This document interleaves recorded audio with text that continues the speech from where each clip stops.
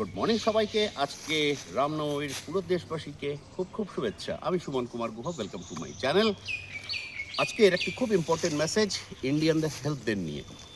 Basically আমরা নিজেকে খুব হেলদি মনে করি, কিন্তু অনেক জায়গাতে রিসেন্টলি রাজস্থানে বার মেরে কিছু ফরেন কান্ট্রি লোকের সাথে ইন্ডিয়ান মহিলাদেরকে নিয়ে একটা রাস্তা মানে খেলা হয়। ওতে দেখা গেছে আমরা কিন্তু ওইখানে অবশ্য দুজনেই হেলদি এসেছিলো, কিন্তু দেখা যায় যে ইন্ডিয়ানরাতে হেরে গেছে, ইনক্লুডিং ছেলেদের নিয়েও। এটা সবাই থেকে বড় কারণ হচ্ছে আমরা নিজেকে কিন্তু খুব ফিট ভাবি, কিন্তু আমরা বেসিক্যালি ফিট নয়।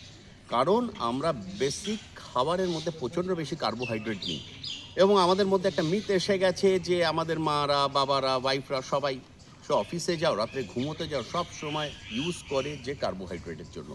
কিন্তু তুমি ভাত খাও, ভাত না খেলে তুমি মরে যাবে, এটা খাও। তো আমাদের প্রোটিনের ইনটেকটাকে বাড়াতে হবে, গুড ফুড খেতে হবে, রেগুলার এক্সারসাইজ করতে হবে, জাস্ট লাইক দিস গাই।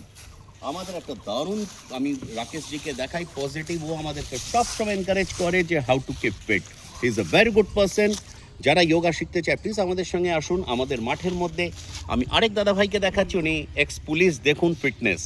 তো age is just a number, age is just a number. আমি বারে বারে বলি এজ একটা নাম্বার।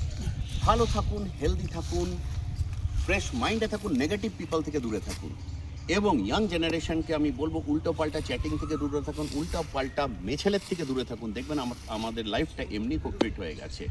নমস্কার সবাইকে। হেলদি থাকতে গেলে আমাদের প্লিজ চ্যানেলটাকে ফলো করবেন। Keep fit. Thank you.